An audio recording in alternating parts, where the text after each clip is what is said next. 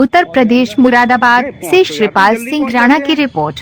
मुरादाबाद प्रसिद्ध गायिका अनुराधा पौडवाल आज होटल हॉलिडे रिजेंसी में शाम 5 बजे प्रेस वार्ता की गई। सभी पत्रकार बंधु प्रेस वार्ता में मौजूद रहे। शाम 5 बजे स्थान होटल हॉलिडे रिजेंसी। दिनांक 21 जनवरी दिन मंगलवार। निवेदक विनोद अग्रवाल, मेयर मुरादाबाद महेश अग्रवाल, मध्य हॉलिडे रिजेंसी प्रिया अग्रवाल, प्रदेश उपाध्यक्ष महिला मोर्चा यूपी।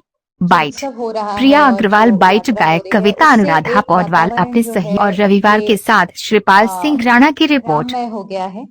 तो आपको अगर याद होगा 1 साल पहले रामलला की प्राण प्रतिष्ठा में अनुराधा जी और मैंने मिलकर एक स्तुति गाई थी। उस स्तुति का नाम है राम भुजंग स्तोत्र। राम भुजंग स्तोत्र। भुजंग भुजंग यानी सर्प, सर्प जैसे चलता है उस छंद में लिखा गया है वो स्तोत्र। स्तोत्र स्तोत्र स्तोत्र। और उससे लिख जैसे आज ये बहुत जरूरी हो गया है कि लोग एकजुट हो जाएं,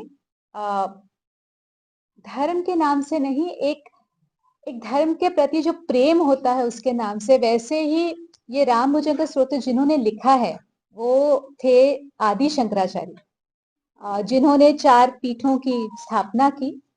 और ये आदि शंकराचार्य द्वारा लिखित राम भुजंग स्तोत्र है। मैं आप लोगों को विशेष तौर पे बताना चाहती हूँ कि मतलब हम सब मिलके आदि शंकराचार्य की जितनी स्तोत्र हैं तो वो सारे प्रकाशित कर रहे हैं।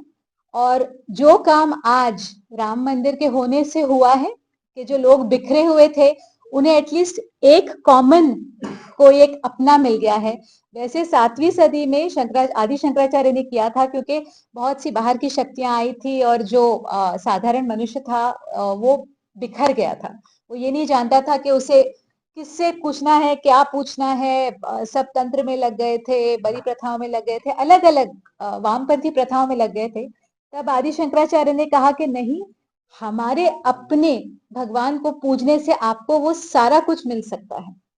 तो उन्होंने अद्वैत वेदांत को स्थापित किया और उन्होंने राम भुजंग स्तोत्र लिखा है। तो मुझे लगता है ये बहुत आज के दिन में ये बहुत मायने रखता है कि हमें पता हो कि आदि शंकराचार्य कौन थे।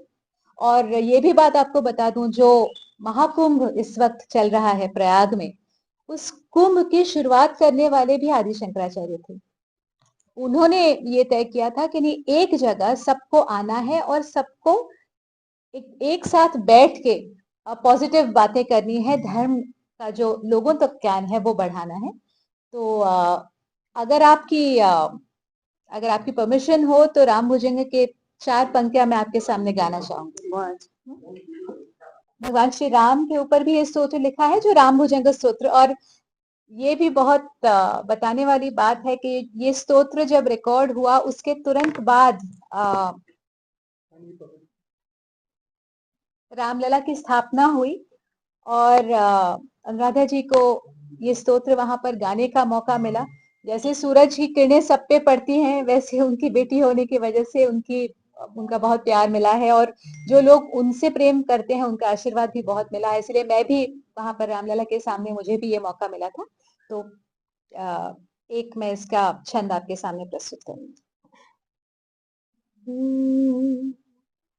विशुद्धं परं सच्चिदानन्दरूपं गुणाधारमाधारहीनं वरेण्यं महान्तं विभान्तं गुहान्तं गुणान्तं सुखान्तं स्वयं धाम रामं प्रपद्ये।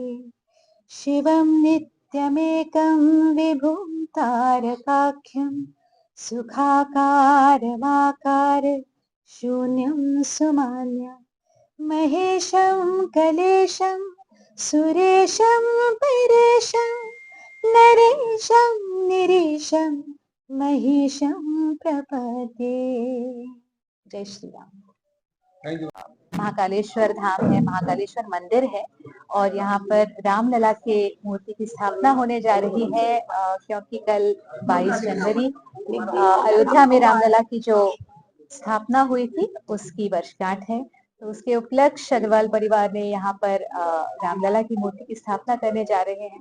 मुझे बताया गया कि पिछले 7 दिनों से बहुत भव्य उत्सव हुआ है और जितनी भी मुरादाबाद की जनता है, बड़े दिल से इसमें जुड़ी हुई है। तो अच्छा है क्योंकि राम जो है वो सबके हैं और सब पर उनकी कृपा रहे और सब पर उनका आशीर्वाद रहे कि और सब आगे बढ़े। तो यही फीलिंग यहाँ पर आके मिली कि केवल मुरादाबाद शुरुआत शायद यहाँ से हुई है। ईश्वर करे कि पूरे भारत में प्रति अयोध्या जैसे कई मंदिर बने। सवाल है मेरा, सनातन और संगीत का संबंध किस तरह से देखते हैं? बहुत गहरा है, बहुत गहरा इसलिए है क्योंकि कभी-कभी जो बातें बोल के नहीं की जा सकती, वो गा के की जा सकती है।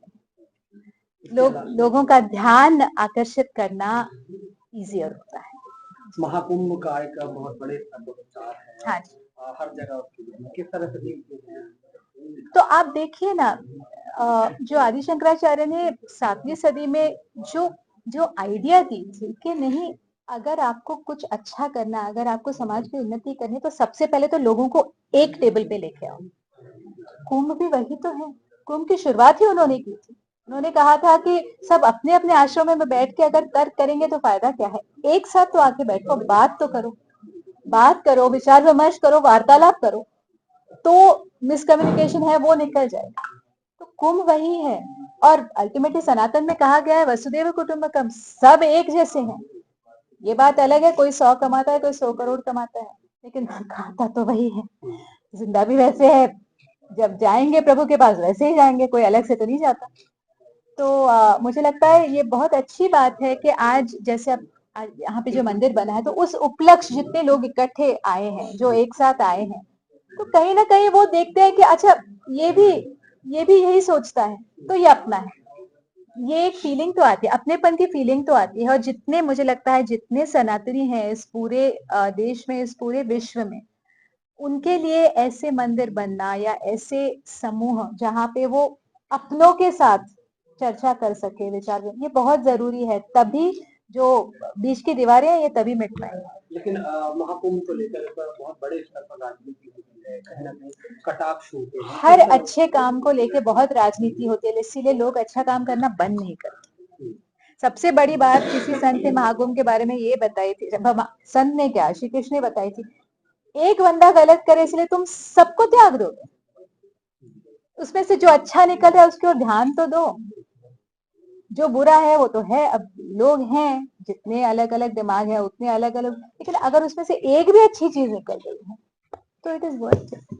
तो कुंभ को लेकर के कई तरह के सवाल हो रहा है, जैसे कोई बाबा को दिखा रहा है, कोई वहां कोई साध्वी आ रही है उसको दिखा रहा है, कोई नागा आ रहा है उसको नहीं बता रहा है कि कुंभ कैसे शुरू हुआ, कुंभ का क्या रीजन है, कुंभ किस कारण हो रहा है। तो मैं बता रही हूँ ना आपको, कुंभ की शुरुआत इसीलिए हुई, अब नहीं हुई, 7वीं शताब्दी, शायद उससे पहले भी हुई होगी, लेकिन जो ऑर्गेनाइज तरीके से हुई तो वो आदि शंकराचार्य ने की, क्योंकि उन्होंने यही था, हमारे पास था हमेशा से बट के चीजें हो रही हैं, कोई एक साथ बैठ के बात करने के लिए तैयार नहीं होता, क्योंकि उनको लगता है अरे हमारी कौन सा, हम जो कहते हैं वो सुना। हाँ जरूर सुनेंगे, साथ बैठ के बात करें, सबकी सुनेंगे।